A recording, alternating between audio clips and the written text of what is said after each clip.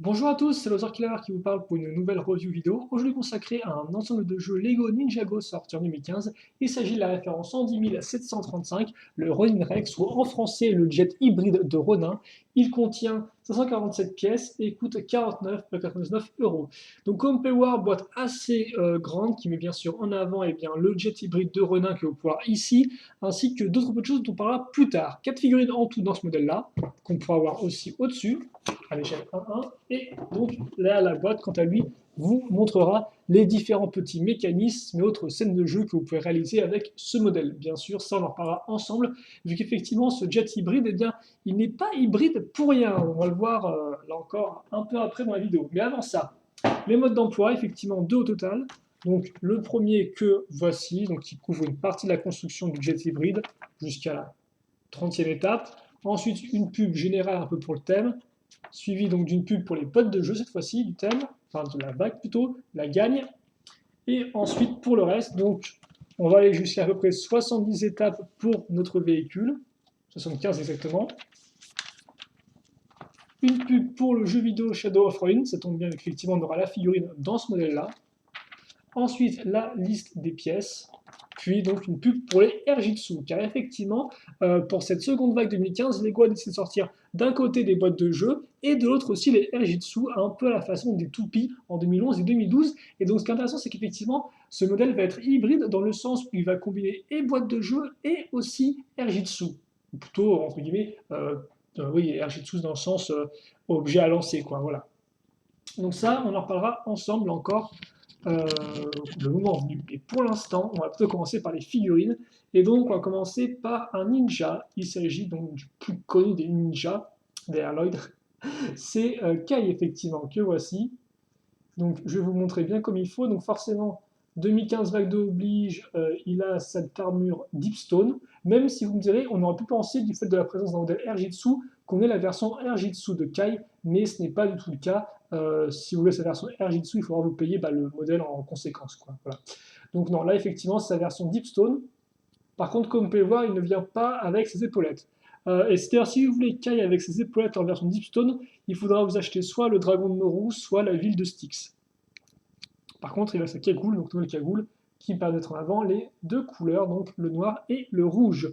Il vient sans vraiment d'armes, même si pour l'occasion, je vais vous montrer sa lame du vent, donc qui est ici, donc à ces couleurs-là. Là encore, la lame du vent de Kai, par contre, c'est celle qu'on retrouve le plus, parce que vous pourrez la voir, et bien là encore, excusez-moi, dans le dragon de Moro ou dans la ville de Styx. Donc en tout cas, voilà, vous avez plusieurs possibilités pour avoir cette lame-là, qui je vous rappelle, seule chose qui change, hein, il y en a 50 qui sont sortis dans cette vague, c'est les couleurs, parce que la palette centrale, elle ne change pas, que ce soit pour Zane, Cole, Jay ou, excusez-moi, ou Sensei. Voilà. Ensuite, autre personnage qui sera visiblement un peu gentil, et eh bien c'est le fameux Ronin, Ronin qui est exclusif à ce set-là. Et donc, que voilà. Donc, comme on peut le remarquer, il a une tenue un peu armure, un peu high-tech, hein, j'ai envie de dire, qui me rappellera d'ailleurs un peu le côté de Samurai X, même si lui a peut-être un peu plus le côté un peu débrouillard de la chose et n'est pas non plus entièrement high-tech comme pouvait l'être Samurai X. Il vient avec un fourreau pour deux katanas. Voici sa petite tête, donc qui a imprimé avant, comme vous pouvez le voir, ainsi qu'arrière. Même si hélas, remarquez que le bandeau ne suit pas sur le côté. Il vient avec un petit foulard qui cache son sourire, et ensuite, il vient avec un chapeau pointu, hein, qui est un classique de cette vague-là maintenant. Voilà à peu près à quoi il peut ressembler. Là encore, la lumière des fois n'est pas trop aidant, je dois avouer. Mais là, vous devriez bien le voir. Ensuite vient donc les côtés des fantômes. On va commencer avec notre premier guerrier fantôme, qui porte le doux nom, si je ne dis pas de bêtises, de Attila. Laissez-moi juste vérifier ça. Et oui, effectivement, donc Attila, qui est en fait un des fantômes, un des guerriers fantômes de type cagoule. Donc en clair, voilà. Et comme on peut voir la cagoule est transparente à l'arrière, on peut clairement voir ses yeux qui ressortent à l'avant, ce qui est un chouette effet, je trouve. D'ailleurs, je vous montre un peu l'arrière, voilà. Je vous rappelle que tous les guerriers fantômes en fait, sont plus ou moins similaires. Il y a deux, ils ont tous la même tête et les mêmes jambes. Par contre, il y en a certains avec cagoule plus cet imprimé-là, et d'autres avec cagoule pointu plus un autre imprimé. Voilà. Après, ce qui est différencié, c'est les armes. Et donc, comme on peut voir dans Kadatia, pas grand-chose de différencié vraiment, vu qu'il a un simple katana Il rappellera d'ailleurs Pyrrhus, qui effectivement était un autre type de guerrier ninja, de guerrier fantôme, j'y arrivé, mais qui avait justement, qui avait aussi un katana, mais juste un chapeau et un vêtement différent. Voilà. Après, il y a d'autres ninjas, j'y arrivé, d'autres guerriers fantômes à Kagoul qui ont aussi des katanas. Par exemple, on pourra penser à celui qu'on a dans le dragon de Sensei Wu, ou encore celui qu'on a dans le set du dragon Moro, même si dans ce cas-là, les deux ont des armes en plus. Voilà, ils n'ont pas simplement un seul katana. Voilà.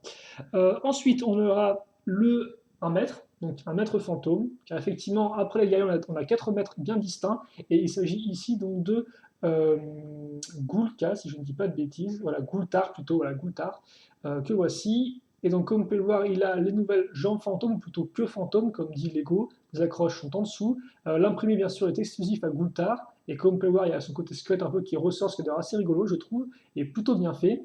Voilà. Sachant que Gultar, c'est le maître, donc le maître de la faux d'ailleurs, le maître qui revient le plus dans la vague. Hein. Donc vous pouvez par exemple effectivement le retrouver en 4 exemplaires, donc un dans ce modèle-là, un aussi dans le combat des titans, un aussi dans la ville de Styx, et un enfin dans le Destiny's Bounty. Donc en clair, Gultar n'est pas spécialement exclusif à ce modèle-là.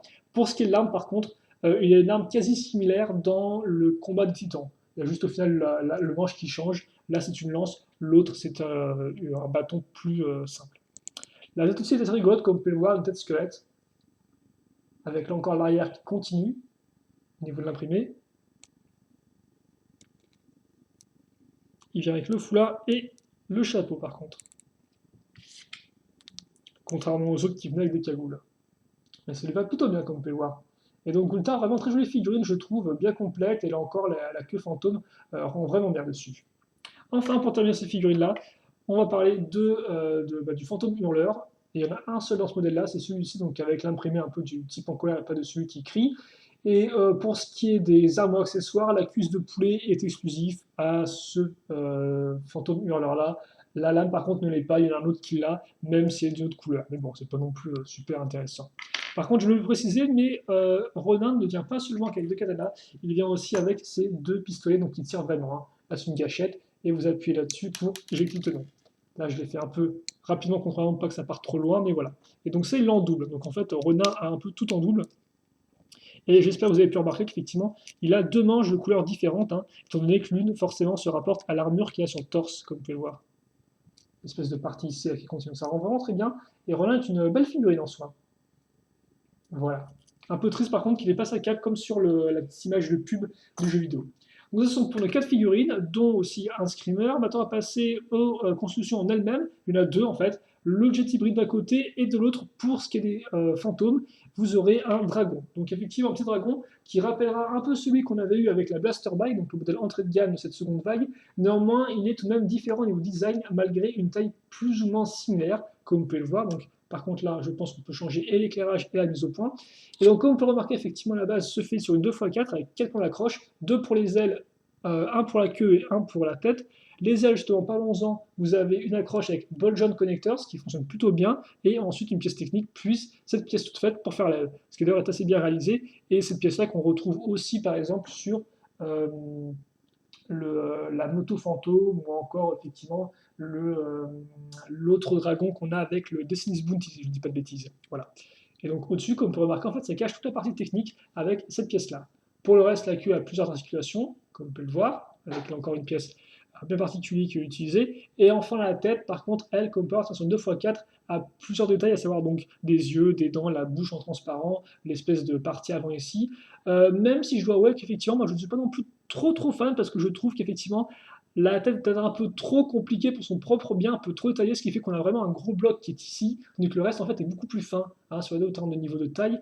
Là c'est très fin, alors que là on a une espèce de gros bloc au niveau de la tête, et je trouve que ça ce n'est pas assez bien proportionné. J'aurais préféré peut-être un peu plus fine peut-être pour aller de pair avec le reste du corps. Voilà, donc ça c'est un peu mon problème avec ce modèle-là. Après niveau articulation, comme vous pouvez le voir, la tête peut être bougée plus ou moins librement, les ailes aussi peuvent plus ou moins battre, et comme je l'ai dit, la queue peut être mise dans ce sens. On peut faire des choses assez intéressantes avec les articulations du dragon.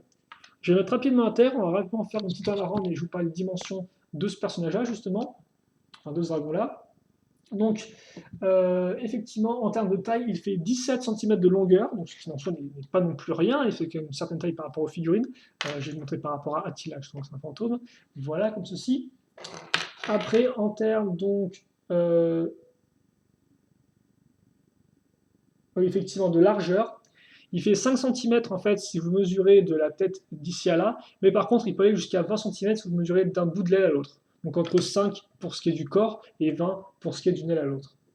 Et enfin, il fait 3 cm de hauteur.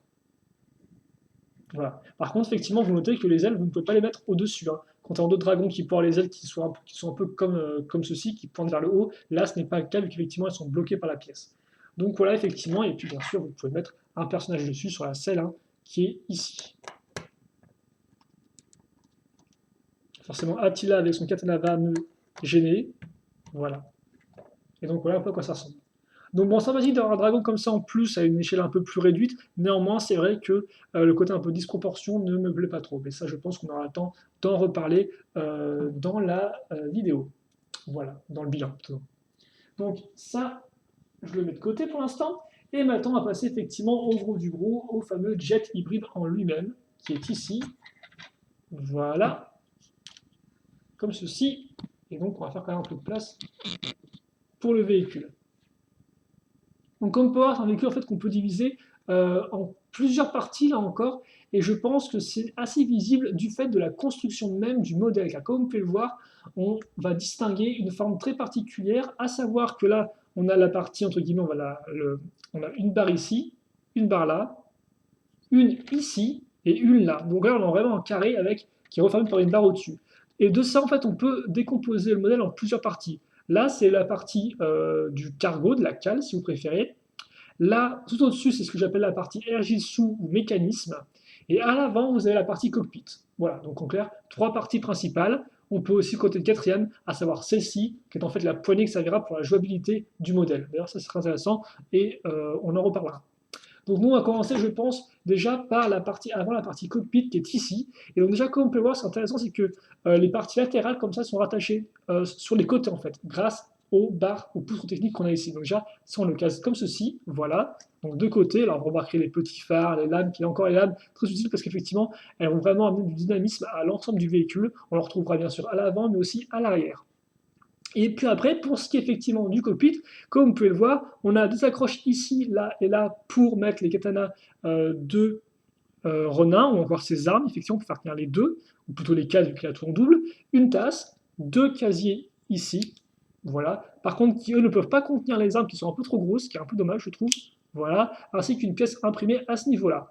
Mais après, vous allez me dire, il n'y a pas vraiment de cockpit ici, donc c'est vrai qu'on remarque tout au bout qu'on a des armes ici, mais c'est vrai qu'effectivement, on n'a pas de cockpit. Pourquoi ça? Tout simplement parce que tout le cockpit tient grâce à la vitre. Donc la vitre, qui est effectivement celle-ci, qu'on a déjà vu par le passé en Ninjago avec le Ninjacopter en 2014-1, et donc qui revient ici. Sauf que, souvenez-vous, dans le Ninjacopter, la vitre était utilisée comme ceci. Là, on la retourne, et en fait, l'idée, c'est qu'on va vraiment insérer tout ce qui est cockpit dans la vitre, comme vous pouvez le voir. Donc on a ici le siège, on a ici le tableau de contrôle à ce niveau-là, voilà. Et donc tout ça, en fait, comment on va le fixer? Eh bien simplement grâce à une pièce avec rotation crantée, qui permettra de le mettre comme ça ou de le mettre comme ça pour mieux placer la figurine.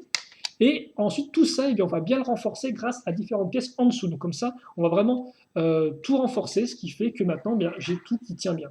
Après, je n'ai donc plus qu'à, au final, mettre ça comme ceci. Alors laissez-moi juste un peu le temps.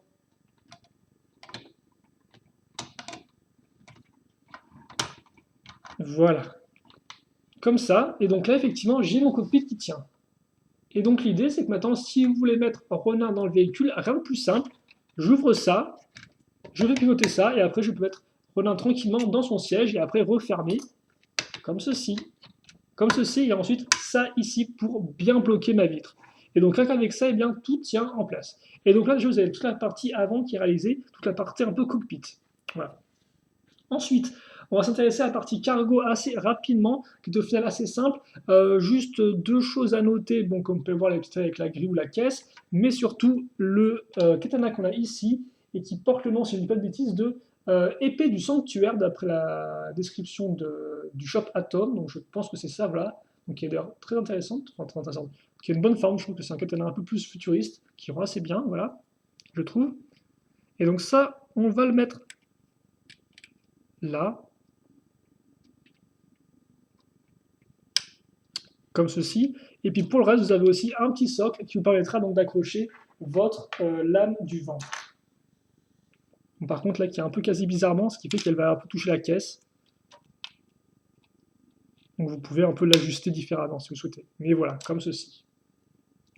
Et donc ça c'est fait, ou presque effectivement, car maintenant on va accrocher les parties latérales du véhicule, qui ressemblent à ceci.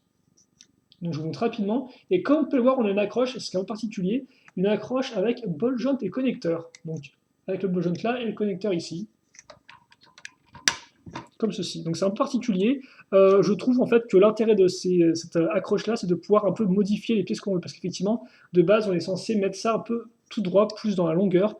Ce que je n'ai pas fait, j'ai préféré mettre les réacteurs plus proches de mon véhicule. Moi. Donc ça, effectivement, le ball joint me l'a permis. Tout comme je pense aussi que le ball joint est fait pour en fait pouvoir facilement décaler le réacteur et ainsi pouvoir jouer plus facilement dans le cargo. Voilà, placer ses figurines facilement. Alors que s'il y avait une partie toute droite, eh bien, on aurait eu ça en plein milieu de la main, ce qui serait peut-être un peu embêtant pour jouer avec. Donc au moins comme ça on peut le déplacer sans souci.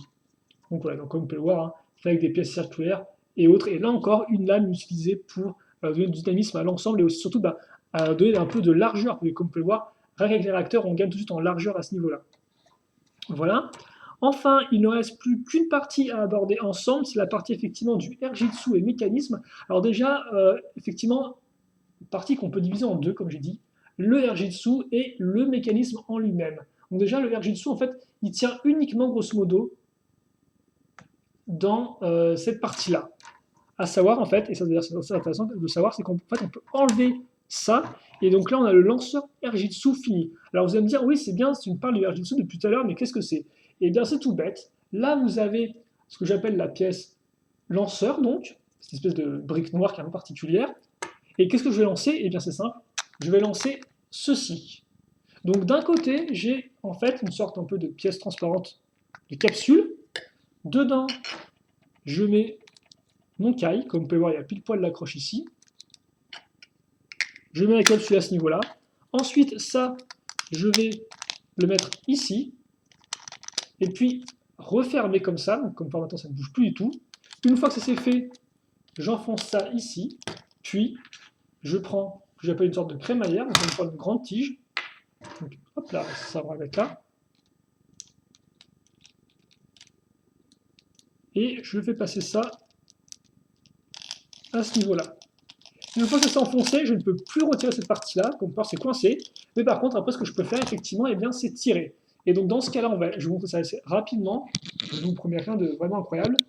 Et donc, dans l'idée, je n'ai plus qu'à effectivement tirer, et donc ça part dans les airs. Et donc là, ça s'est écroulé n'importe comment, c'est génial. J'allais chercher, mais comme vous pouvez le voir, ça fonctionne plus que bien. Ceci étant dit, je pense qu'on va quand même... voilà, on va revenir à nos oignons. Et donc ça, effectivement, vous pouvez, en fait, si vous voulez, l'enclencher et le désenclencher très rapidement. Donc, ce qui fait qu'effectivement, vous pouvez soit lancer votre Erjitsu quand vous avez votre véhicule en main, soit alors de façon dépendante. Et ça, effectivement, c'est plutôt cool, et c'est pas vraiment montré sur la boîte. J'ai dû lire ça dans la version du Shopatton, donc c'est quand même assez bizarre de la part de Lego, vu que c'est quand même une fonction que je trouve assez rigolote, personnellement. Donc ensuite, on a la fonction mécanisme, et donc la fonction mécanisme, en fait, eh bien, je vais juste monter la caméra pour vous la montrer un peu mieux. Voilà, elle est ici, donc grosso modo, on a là, comme vous pouvez voir, une roue dentée, qui est liée à cette roue dentée-là, qui est elle-même liée à celle-ci grâce à une barre. Donc en fait, il y a une barre qui lie les deux. Et enfin, comme vous pouvez voir, en bout de piste, j'ai une autre dentée. D'ailleurs, ça, je l'ai aussi de l'autre côté, ici. Et donc, ce qui se passe, c'est que forcément, quand je vais tourner ça, la barre ici va tourner, faire tourner les roues dentées, et par elle-même, par l'occasion, cette partie-là. Et donc, celle-ci, elle a accroché une barre, cette barre qui maintient en place la petite scie un peu circulaire ici.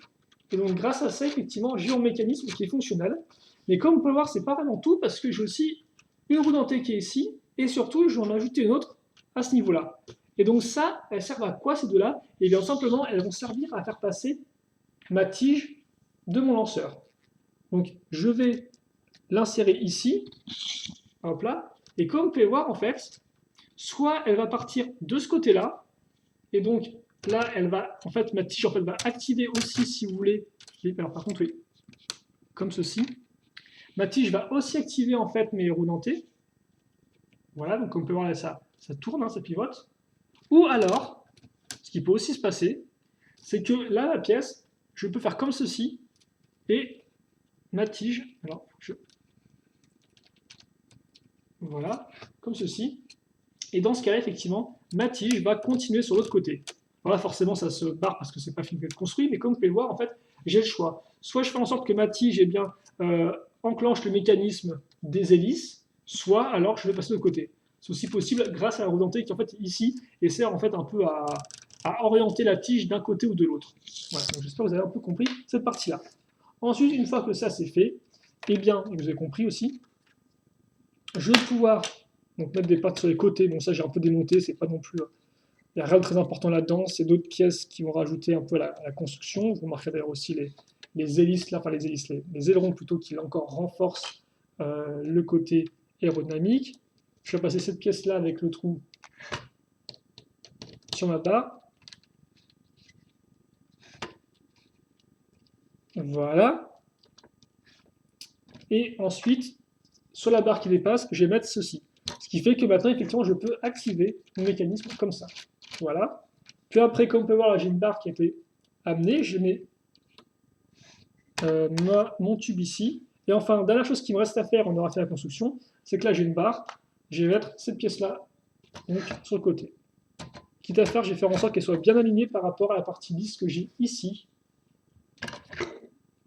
Et comme on peut voir, c'est très bien aligné et ça rend vraiment une tonnerre, je trouve, en termes de design.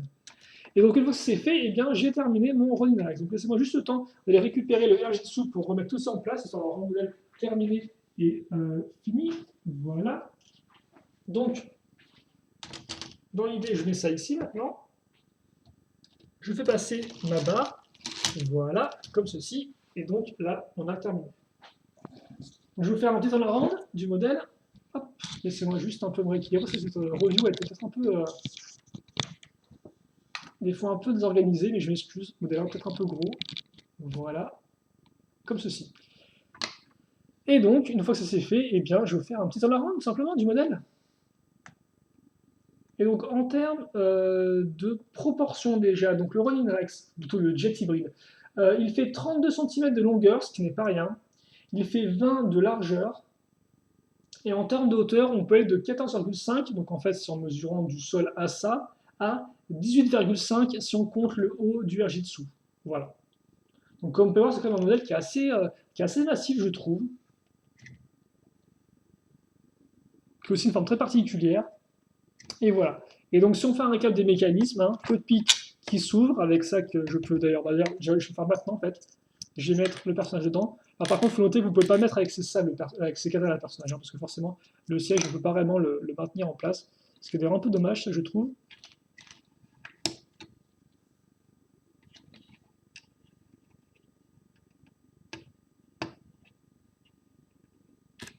Et après, vous pouvez mettre. Alors, il faut faire bien attention à les mettre dans un sens particulier, les armes, sinon, des fois, ça risque de bloquer avec le cockpit.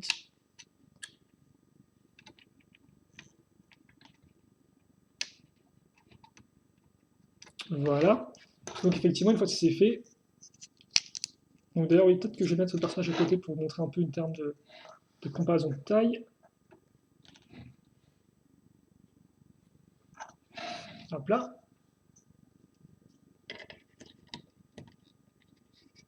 Et donc après, je n'ai plus qu'à rebaisser ça ici. Hop. Refermer ça là. Et voilà. Après, donc ça, pour les turbines qui tournent, comme on peut voir, je peux aussi tourner ça, forcément, les deux sont liés avec la tige. Et puis après, donc ces réacteurs-là qui peuvent être bougés grâce au ball shot.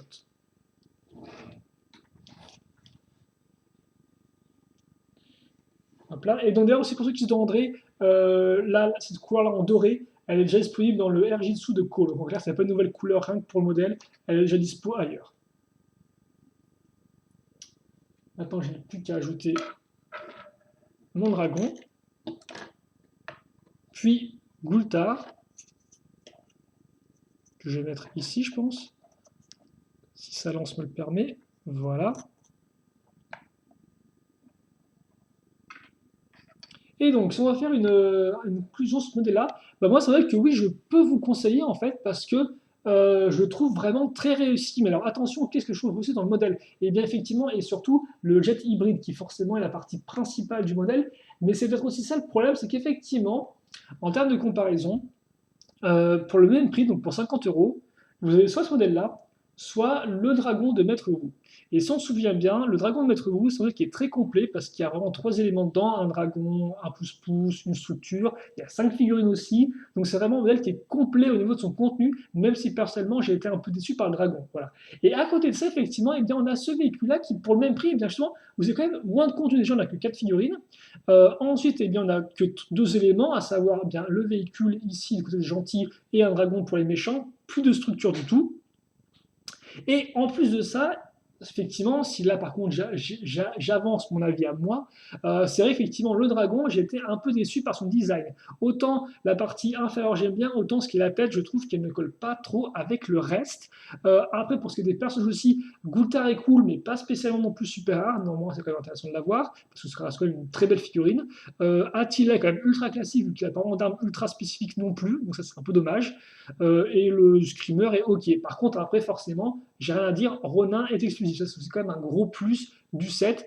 Et quant à Kai, comme vous avez pu le voir, vous pouvez aussi choper quand même pour ailleurs, votre modèle. Bien sûr, là aussi, il faudra quand même dépenser un peu plus, mais vous pouvez même choper ailleurs. Donc après, à la finale, qu'est-ce qui reste du set? Eh bien, il reste le Ronin Rex et donc enfin, le jet hybride. Et c'est vrai que c'est quand même un super véhicule. Pour plusieurs raisons déjà. D'une part, le design. C'est vraiment un design qui, je trouve, est unique dans Ninjago parce que c'est vrai qu'on a eu plusieurs véhicules aériens au cours des différentes années, mais c'est vrai quand même que la plupart étaient tout de même des jets un peu façon avion de combat, quoi. Par exemple, avec celui de Jay ou celui de Kai. Certes, on a eu le Ninja Copter en 2014, mais c'était quand même un peu une exception. Là, celui-ci est encore différent. Il est beaucoup plus, comme vous pouvez le voir, en hauteur, et ça, bien sûr, ça vient avec le cockpit, donc on est quand même. En fait, c'est très bizarre comme véhicule parce qu'il n'est pas spécialement non plus dynamique de base en termes de design. En fait, ce qui va vraiment créer le dynamisme, ce sont toutes les ailerons, ces grandes pièces en longueur, toutes ces lames qui partent en fait vers l'arrière et donc qui vont créer un dynamisme pour faire un véhicule qui, moi, personnellement, me fait plus penser à un poisson en fait, avec vraiment une sorte de grosse partie ici qui est très abrupte en fait, c'est pas genre un avion de chasse qui aura un nez très longtemps en longueur, là le nez est vraiment, comme vous pouvez le voir, très abrupt, qui s'arrête net à ce niveau-là, et après on a toute la partie ici qui continue, là je suis un peu trop actif. Et après, la partie ici continue. Donc, c'est vraiment un design qui est très particulier et qu'on n'avait pas eu auparavant. Et que, honnêtement, moi, j'aime bien, que je trouve vraiment intéressant. D'autant plus qu'effectivement, les parties sont vraiment très distinctes. Et là encore, avoir un cargo, c'est un peu une première dans Ninjago, je trouve. Alors forcément, c'est pas non plus, voilà, c'est pas non plus une sorte de cargo dans lequel vous pouvez entreposer plein de troupes qui sont prêtes entre guillemets, à sauter du ciel, quoi. Mais néanmoins, ce côté-là, je trouve assez intéressant, d'autant plus que là, le petit katana est assez rigolo et assez bien fait, voilà. Et donc, cockpit assez ingénieux au niveau de sa construction, comme vous avez pu le voir. Cargo qui est assez innovatif au niveau de ce qu'on appelle dans des véhicules Ninjago par le passé. Et en plus de ça, donc en plus de ce design vraiment qui est très particulier, on a effectivement la fonction Erjitsu qui est ici et donc qui, je trouve, selon moi, est bien intégrée au reste du véhicule. Elle ne fait pas trop de tâches et en plus elle fonctionne bien. Car effectivement, ça c'est un autre point fort du modèle, c'est la jouabilité. Car, et ça c'est vraiment important, plutôt la prise en main, vous pouvez directement prendre le modèle comme ceci, la poignée tient bien et après vous n'avez vraiment plus qu'à tirer dessus et donc c'est juste super fun de jouer avec ce véhicule-là. Donc ça, c'est vraiment intéressant parce que je trouve que c'est un truc qui est solide, qui a des mécanismes qui sont bien intégrés, qui a un design qui est original et qui est abouti surtout. Donc en fait, c'est vrai que moi, j'ai un peu de poustillonner aussi, c'est un peu... voilà quoi, mais je suis un peu trop excité, je crois. Tout ça, en fait, fait que, bah oui, cette-là, je peux vous le conseiller parce que, eh bien, vous avez des figurines pas trop mal, dont Ronin qui est exclusif, et surtout, un vaisseau qui est très réussi. Mais après, la question, c'est est-ce que ça vaut 50 euros? Bah ça, je sais pas. Et ça pose encore plus la question quand justement, à côté, vous avez un modèle à 50 euros qui propose effectivement une offre, j'ai peut-être pas dire plus complètement différente, mais néanmoins qui est effectivement différente, quoi. Là, 50 euros, vous avez vraiment un gros véhicule, et bon, aussi le dragon, etc., mais c'est surtout un gros véhicule. L'autre, vous avez un dragon qui est peut-être un peu plus petit, même si encore, voilà quoi, mais plus de contenu. Donc ça, effectivement, ça peut jouer dans la balance. Donc c'est vrai que moi je peux vous conseiller, mais c'est vrai qu'effectivement 50 euros juste pour ce véhicule-là, ça peut sembler un peu cher. Après forcément, dites-vous bien aussi que vous payez le prix du Erjitsu, hein. Forcément, je pense que ça entre quand même dans la balance, parce que Erjitsu tout seul, ça coûte 10 euros. Et là, au final, vous avez plus ou moins le même contenu qu'un Erjitsu tout seul. C'est-à-dire qu'effectivement, vous avez un lanceur qui est fait avec des briques comme ceci, ainsi que les grosses parties là. Donc là encore, à prendre en compte dans le prix. Donc après, bah, à vous de voir quoi. C'est effectivement, c'est intéressant de comparer les deux parce que au final, si vous, à un moment vous dites ouais bah j'ai 50 ans dans une Ninjago, comment je dépense? Bah, si on achète plusieurs petits modèles, c'est aussi possible, hein, effectivement, vous pouvez vous payer, je sais pas moi, la Blaster Bike et la moto fantôme, mettons, mais vous pouvez aussi hésiter entre les deux sets. Donc c'est à vous de voir effectivement. Moi je pense que c'est un très chouette jet, mais effectivement qui, comparé à l'autre, va peiner un peu par son manque de diversité et son manque de contenu, forcément. Voilà. Mais après, quoi qu'il en soit, le jet en lui-même est très réussi et je pense que c'est vraiment un très chaud ajout au reste du Tamiya Jaguar. Je n'ai pas vraiment de plus de critiques à faire. L'accroche, comme je vous disais, des réacteurs au début m'avait paru un peu bizarre. C'est vrai qu'effectivement, ils sont toujours un peu fragiles, comme vous pouvez voir. Voilà, ça peut partir des fois un peu facilement. Mais mis à part ça, c'est un très joli véhicule et qui est vraiment bien inspiré. Et qui en plus, justement, est quand même à ce côté vraiment très dynamique et surtout, c'est jouabilité, quoi. C'est juste fun de prendre avec la poignée et de le faire voler dans le ciel, quoi. Donc c'est, enfin, voler dans les cieux, entre guillemets. Ou plutôt voler dans les airs, voilà, je vais y arriver. Donc voilà, donc ça, effectivement, j'ai pas vraiment d'avis définitif pour vous, quoi, parce que je me dis, ouais, est-ce que 50 euros juste pour ça tout seul, enfin, juste pour ça qui est vraiment l'élément qui ressort du set, est-ce que ça vaut le coup ou pas? Je sais pas. Bien sûr, là encore, après, quand je dis 50 euros juste pour le set, c'est un peu mentir. Comme je l'ai dit, vous avez aussi 4 figurines tout de même, ainsi que le dragon. Mais effectivement, voilà, quand on commence un peu à réfléchir sur les figurines qu'on a dedans et tout, quand on commence un peu à comparer avec les autres modèles, on relativise un peu. Après, si je prends ce modèle-là et que je le sors de toute comparaison, bah, je dirais que oui, il vaut le coup. Voilà, il vaut le coup, effectivement. Enfin, il vaut le coup, il vaut le coup. Oui, oui, oui, il vaut le coup, voilà, même, mais après 50 euros, ça c'est quand même une somme. Et donc c'est pour ça que dans ces cas-là, effectivement, il, il y a besoin de comparer. Voilà, je pense. Donc après, à vous de voir. À vous de voir, écoutez. Mais en tout cas, voilà, moi, c'est vrai que j'aime beaucoup. Mais après, c'est vrai que j'ai un peu tendance à distancer du prix. En tout cas, tel quel, le jeu, en tout cas, est sans faille. La sélection de figurines aurait pu être un poil mieux, un peu plus complète. Et le dragon, ça aurait mérité d'être un peu mieux. Voilà. C'est grosso modo mes 3 points sur ce modèle-là. C'est ma façon résumée de vous la faire. Voilà. Donc maintenant que j'ai tout dit, eh bien, c'est à vous de me dire si vous avez des commentaires ou des questions. Bien sûr, et comme d'habitude, j'y répondrai avec grand plaisir. Donc surtout, n'hésitez pas à les poser. Hein, voilà. Et puis pour le reste, nous on se retrouve plus tard pour une nouvelle vidéo. En attendant, portez-vous bien, passez une bonne journée, une bonne soirée ou une bonne ce que vous voulez. Et à la prochaine donc pour de nouvelles vidéos. Allez, salut à tous.